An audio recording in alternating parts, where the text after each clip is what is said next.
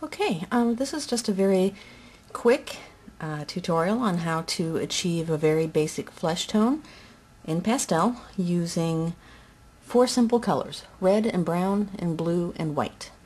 I'm not a big fan of using the pastel or the flesh colored pastel sticks. I really like just using those 4 basic colors. And usually when I very first start a portrait, I like to use the pencils as opposed to the sticks. I'll show you real quick, pencil versus stick, because I tend to be a little bit heavy-handed with the sticks, and I can do a little lighter initial sketching using the pencils. So the picture I'm doing here is just very generic. I mean, I don't have a lot of the feature details sketched in. It's just a generic form to use just to kind of show you how I achieve the tones. And you know, I'm not saying that this is the right way to necessarily do it. I don't really know if there is a set in stone right way and wrong way. This just happens to be what's working for me at this point in time. Now, the most important thing I can tell you that I will probably stress over and over again is work very lightly, especially early on. You don't want to come in here all hot and heavy with the pastels, because if you come in here real hard and you're laying down a whole bunch of color early on, then you're going to really run into some problems, because you're going to use all the grip on the paper and you're not going to be able to build your tones up. So I just do a real light shading, almost as if I was doing a pencil sketch. And you know how you'll come in and you've got your dark areas and you do your blends out to the lighter areas and so forth, and in essence that's what I'm doing with this brown pastel early on, and I'll actually do it with the other colors as well. But you know, I'm not gonna be able to do this entire portrait, because I know me and I'll never get it in the 10-minute window that YouTube is going to impose on my videos at this point.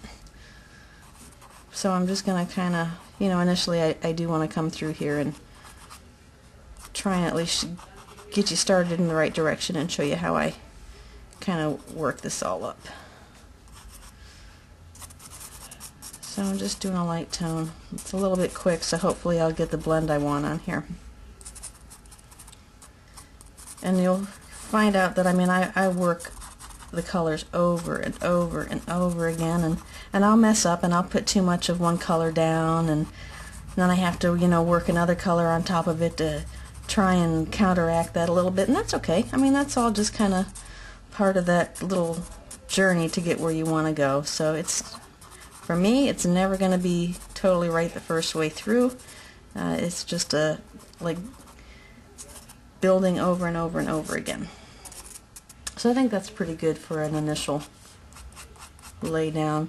The lips, by the way, I do actually just blend them right along with the skin tone, and then I'll go through later on and, you know, pop that out a little bit with more reds and whatever other colors I need. Now, I'm not saying these are all I ever use for the skin tones. I mean, there's going to be other colors that come into play based on, you know, the different lighting settings or what's reflecting on the face, or, you know, just little different shades that pop through. But this is just your generic flesh tone. Okay, so now I'm just taking the red, same theory, and the same light, gradual building of color. I'm going right over the brown, because it's all going to just kind of mix together to make that flesh tone that I'm trying to achieve. And pretty soon I think I'm probably going to just start to stick to this one side of the face over here, so I make sure and get this tutorial done. Now, guys, especially once I start working in the blue, which I'm just about to go to, especially dark-haired guys, they're going to get a lot of blue on this upper lip area, because the stubble and the whole shadowed area up here usually seems like, to me, it carries a lot of blue. And I use the blue on the darker edge of the face just to kind of give a little bit more form. I don't use black. Well, I'm not going to say I never use black, but early on, especially this early, you don't want to go through and take the black and start outlining the features, because it's going to really muddy your colors up. And I only use the black as far as like the actual shape of the face at the very, very end, if I'm trying to pop out like a little bit more of a dramatic effect. But for the most part, for me, black is a no-no, except for pupils and hair and a little bit of drama, or if somebody happens to have a dirty face, which happens. Okay, so now I'm going to hit areas that are highlighted. And again, you know, it's not like I have a picture that I'm working off of here, because this is just kind of a generic sketch.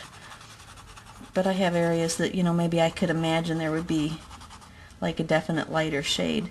So I just kind of lay down white like as an underbase that I can build off of, so that I know that I won't be fighting it too terrible much to try and keep it lighter than the rest of the flesh tone. Now technically I could actually kind of start coming through here, and if I start blending this, and there might not be enough color laid down yet to do it too terrible smooth, but you'll start to see it gradually building into a flesh tone. And again, you know, we're going to work it over and over and over again. And this is just the very first step for me of many. But it's actually kind of starting to take shape already. Now I might go back through and hit it with just a little bit more red.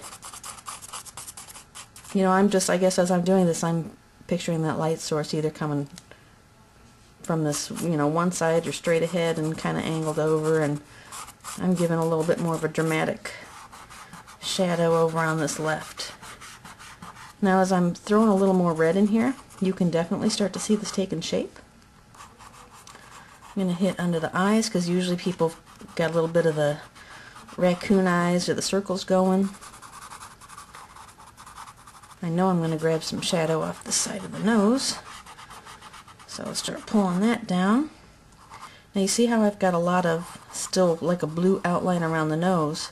Well, I don't want to leave that there, so I'm just going to kind of keep working this color over.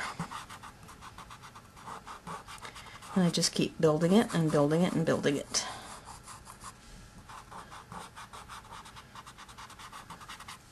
Hopefully you can start to see this loosely falling into place here. I can still see some of the pencil lines. I think that's from when I laid the blue down. But don't get too concerned with that, because those will definitely work their way out. Now, as I'm getting further along into the portrait, I'll actually start to grab the pastel sticks. Like I said, they do tend to lay down a little bit heavier when I use these, and I actually like this shade of blue a little bit better. It's a little bit darker shade of blue than what the pencils happen to provide. And I'll come in here, and then I'll just keep working over. And again, this is why you want to work light, so that the paper's still grabbing this color that you're laying down. See how that starts to get like a little bit more of a dramatic look to it, and as you can tell, I love using the fingers to blend colors with. Okay, now remember I laid down some of that white over here, so when I put this down now, it should hold that highlight fairly well, and it is.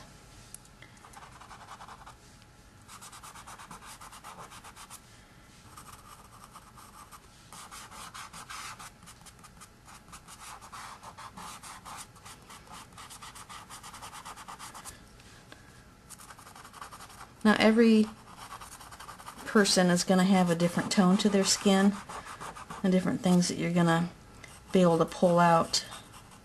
And like I said, this is just a very generic base that you can kind of work off of. But I'm not a huge fan of the flesh colored pastels, because I think they're too flat and people tend to get lazy with them. And I just think it's a better habit to get into making your own flesh tones. And I think it makes for a more interesting piece. Now just very